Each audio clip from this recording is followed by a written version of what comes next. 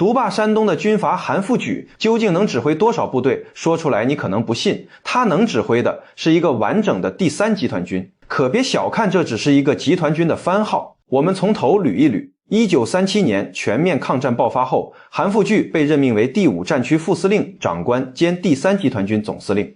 這個第3集團軍就是他安身立命的本錢。不過得說清楚，集团軍下辖的4個軍裡，第51軍是東北軍，軍長於學忠還是副總司令，說白了就是臨時搭夥。真正姓韓的是另外3個軍，分別是第12軍、第55軍和第56軍。這些都是韓復榘主政山東7年一點點攢起來的家底。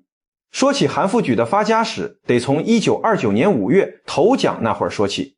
他跟石友三一起倒戈，直接加速了西北軍的沒落。當時他手下的第3路軍番號聽起來唬人，有第20師、第29師、騎兵第1師，再加一個混成旅。可這些部隊加在一起不足3萬來人。真正讓他膨脹起來的是1930年9月主政山東之後，有了地盤，有了錢糧，韓復榘一邊搜刮民脂民膏，一邊瘋狂招兵買馬，收編土匪。到抗戰前，他愣是撐起了4個軍的編制，只是第6軍剛成立就被拆散劃歸各部，成了空殼子。後來番號還被轉給了中央軍的甘立初，所以真正扛大梁的就剩下3個軍。韓復榘的基本盤到底有多厚？我們來算一筆賬。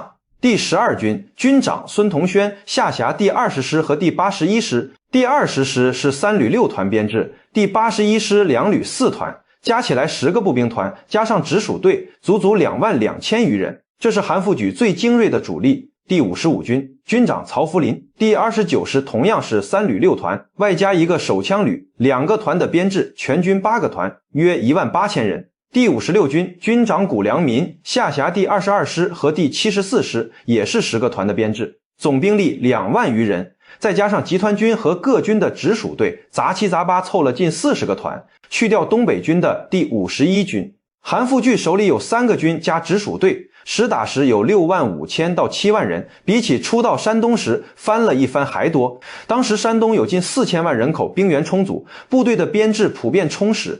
舉個例子，德州阻击戰的時候，韓復榘為了保存實力，留下第81師243旅485團段后。根據史料，团長陳延年以下尚有1814人，這還是在苦戰之後有損耗的情況下，可見韓復榘的主力團基本都維持在2000人以上。除了正規軍，韓復榘還兼任山東省主席，掌握着地方民团武裝。在山東期間，他組建了4路民軍，加起來有2萬多人。這些一起算進去，韓復榘能調動的總兵力在85000人到9000人之間，雖說沒到10萬，但也差不了太多。跟駐守平津的宋哲元第29軍不相上下，所以當時傳出他跟宋哲元、四川劉湘秘密勾結，組建政治同盟的傳言絕不是空穴來風。不過這些部隊最終沒用在抗日戰場上，韓復榘的軍閥思想作祟，怕南京借抗戰消耗雜牌，不顧李宗仁和軍委會的嚴令，一味避戰，不戰而逃。丟了山東後，他身邊只剩下3個正規軍，留在山東的民軍要麼被沈鴻烈收編，要麼加入了八路軍。而韓復榘本人被蔣介石誘捕於開封，槍決於武漢，落了個身死名裂的下場。韓復榘死後，第3集團軍由孫同軒接任，可部隊逐漸被南京方面拆解，第51軍調出，第56軍番號被撤。